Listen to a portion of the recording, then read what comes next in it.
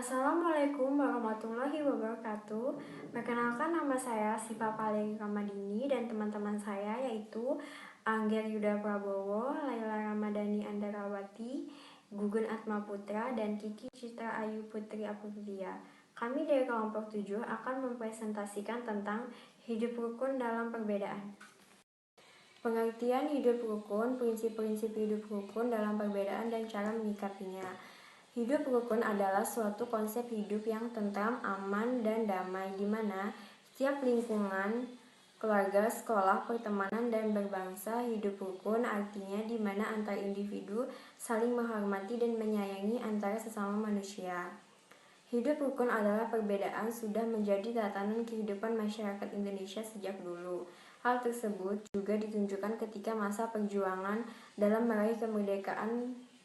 Perbedaan daerah, agama, dan suku bangsa bukanlah penghalang bagi bangsa Indonesia. Perbedaan bukan merupakan hambatan dalam menjalin persatuan dan kesatuan bangsa. Manusia memiliki banyak perbedaan jenis kelamin, ada perbedaan agama dan perbedaan suku, bangsa, dan hidup rukun di sekolah sebagai berikut. 1. Setiap negara memiliki agama yang berbeda-beda. Perbedaan agama tersebut dijadikan salah satu identitas suatu negara. Meskipun Indonesia terdiri dari berbagai kepercayaan, namun penduduk Indonesia tetap disatukan oleh Pancasila. Dengan adanya perbedaan agama, bukan berarti hak dan kewajiban mereka juga dibedakan. Namun, semua umat beragama tetap memiliki hak dan kewajiban yang sama dalam memeluk agama mereka maupun dalam menjalani kehidupan di masyarakat.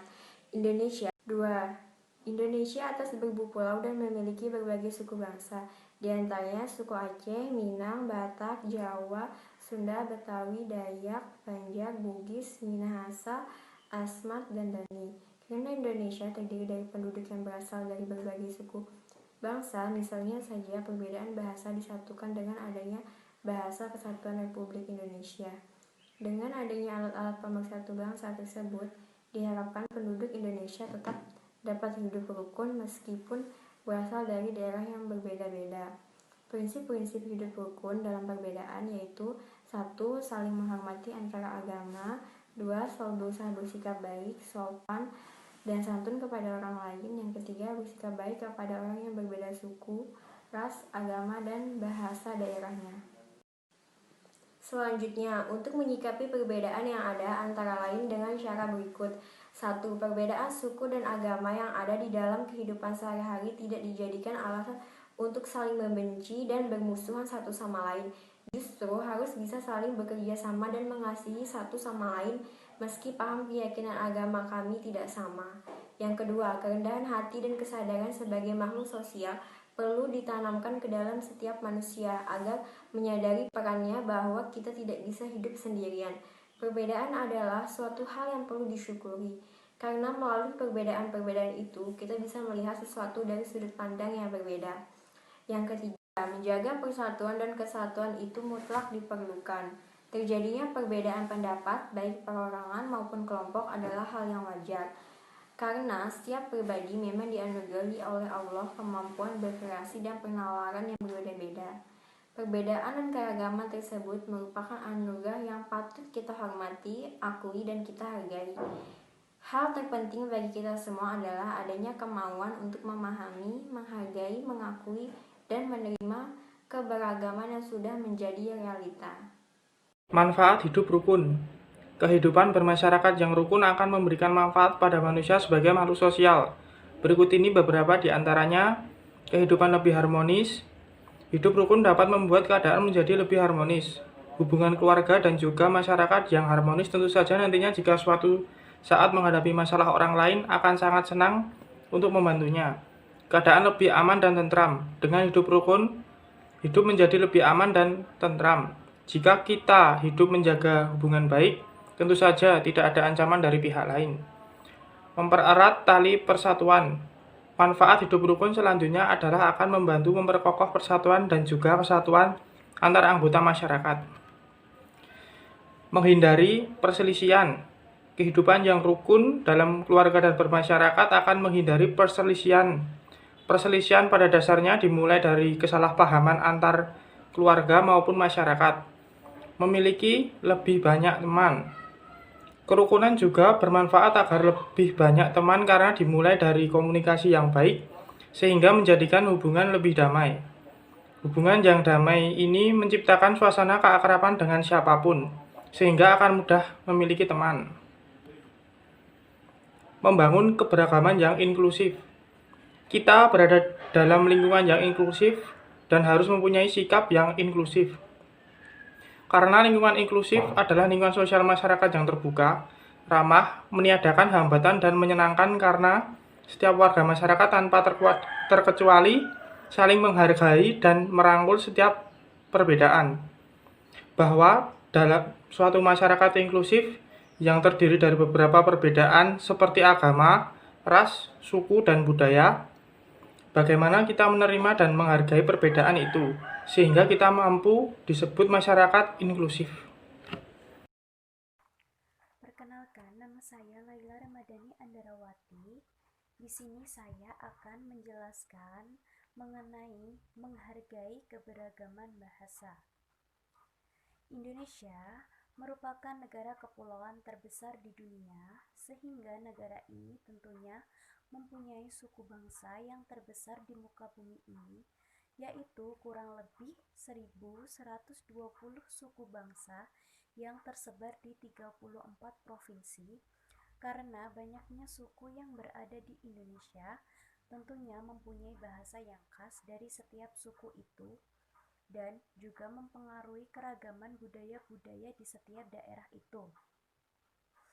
Mungkin inilah penyebab negara Indonesia menjadi negara yang mempunyai keragaman bahasa daerah terbanyak di dunia, yaitu kurang lebih 750 bahasa daerah. Namun, dengan keberagaman bahasa yang ada di Indonesia ini, tentunya kita harus bangga karena menjadikan ciri khas dan keunikan bangsa Indonesia, dan tentunya sesuai dengan semboyan bangsa kita, yaitu Bhinneka Tunggal Ika, yang mempunyai arti berbeda-beda tetapi tetap satu jua. Selanjutnya, faktor-faktor penyebab keragaman bahasa yang ada di Indonesia, yaitu yang pertama, faktor budaya, yaitu setiap daerah atau setiap provinsi mempunyai kultur atau kebiasaan yang berbeda, seperti wilayah Jawa, Kalimantan, dan juga provinsi lainnya. Yang kedua, faktor sejarah, yaitu setiap daerah memiliki perbedaan cara komunikasi atau bahasa komunikasi yang digunakan sehari-hari yang diturunkan oleh nenek moyang dari daerah tersebut. Yang ketiga, faktor perbedaan demografi, yaitu setiap daerah memiliki dataran yang berbeda, seperti di gunung, di pantai, dan dimanapun tentunya itu mempengaruhi penggunaan bahasa yang singkat, padat, dan jelas, juga mempengaruhi intonasi atau volume suara. Cara menyikapi keberagaman bahasa. Yang pertama, saling menghargai bahasa antar daerah. Yang kedua, mempelajari bahasa-bahasa di Indonesia. Yang ketiga, tidak mencela bahasa daerah di Indonesia. Yang keempat, menghormati antar bahasa yang ada di Indonesia.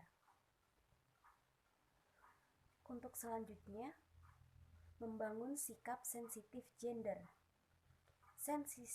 Sensitivitas gender adalah kemampuan dan kepekaan seseorang dalam melihat dan menilai hasil pembangunan dan aspek kehidupan lainnya dari perspektif gender, atau disesuaikan kepentingan yang berbeda antara laki-laki dan perempuan. Peran guru dan sekolah dalam membangun sensitivitas gender. Yang pertama, mempunyai wawasan yang cukup tentang kesetaraan gender. Yang kedua, seorang guru tidak hanya dituntut untuk memahami arti tekstual dan nilai-nilai keadilan gender, tetapi juga dituntut untuk mampu mempraktekkan nilai-nilai tersebut di kelas atau di sekolah. Yang ketiga, harus sensitif dalam permasalahan gender di dalam maupun di luar kelas. Yang keempat, sekolah harus mempunyai dan menerapkan undang-undang sekolah yang melarang kerasnya nasionalisme gender di sekolah atau di kampus.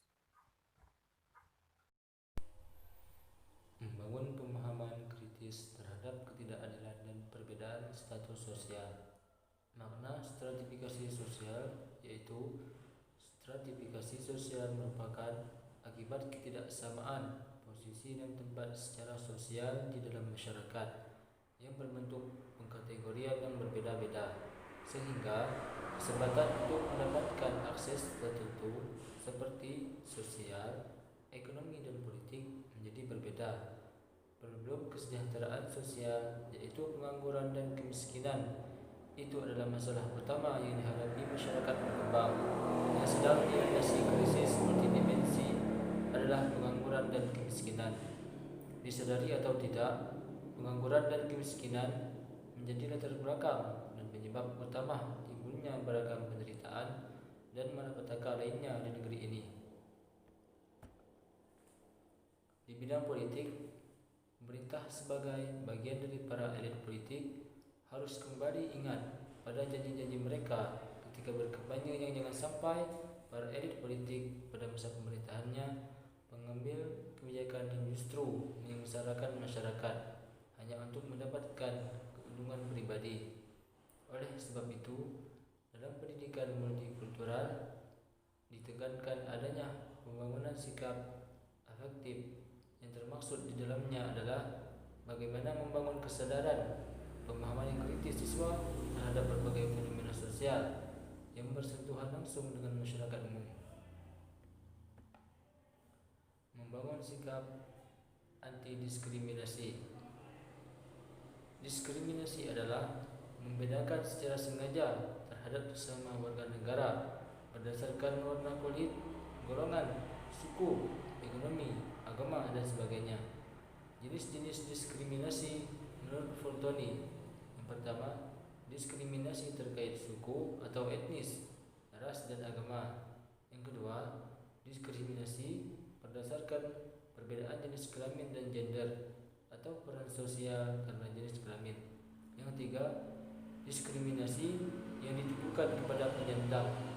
Yang keempat, diskriminasi kepada para penderita HIV. Dan yang terakhir, diskriminasi karena adanya perbedaan kasta. Saya, Kiki Citrayu Putri Aprilia, akan membacakan faktor-faktor penyebab diskriminasi. Yang pertama, prasangka.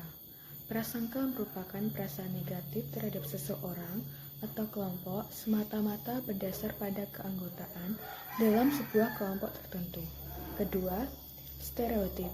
Stereotip merupakan citra kaku tentang kelompok ras atau budaya lain tanpa memperhatikan kebenaran dari citra tersebut. Ketiga, kekecewaan. Orang yang kecewa akan meletakkan kekecewaan mereka terhadap kambing hitam, sehingga hal seperti ini menimbulkan suatu bentuk diskriminasi. Keempat, sejarah. Adanya perlakuan tidak menyenangkan pada masa lalu dapat menjadi salah satu penyebab terjadinya diskriminasi. Kelima, mekanisme pertahanan psikologi atau projection. Seseorang akan memiliki kecenderungan untuk memindahkan ciri-ciri hal yang tidak sukai tentang dirinya kepada orang lain, sehingga menyebabkan adanya cap buruk terhadap orang lain. Selanjutnya, cara menyikapi diskriminasi. Diskriminasi terdapat 3 cara. Yang pertama, menghindari sifat saling merendahkan, saling mencela, saling mengejek, saling berprasangka jelek atau buruk, saling mencari-cari kejelekan orang lain, dan saling menggunjing. Kedua, tidak memandang seseorang dari segi materi. Ketiga, saling menghargai perbedaan antara satu sama lain. Menghargai perbedaan kemampuan. Keberagaman kemampuan adalah salah satu bentuk keberagaman di tengah masyarakat. Keberagaman ini muncul karena latar belakang yang berbeda dari satu orang ke orang lain. Salah satunya adalah karena kealihan hingga latar belakang pendidikan. Contoh sikap menghargai perbedaan kemampuan sebagai berikut. 1. Tidak mencemooh atau menghina kemampuan yang ada pada diri orang lain. 2. tidak meremehkan apa yang menjadi kemampuannya. Ketiga, menghormati sepenuhnya dengan jalan menyemangati agar ia tekun menempa kemampuan dirinya dan berprestasi di bidang yang ia minati apapun itu.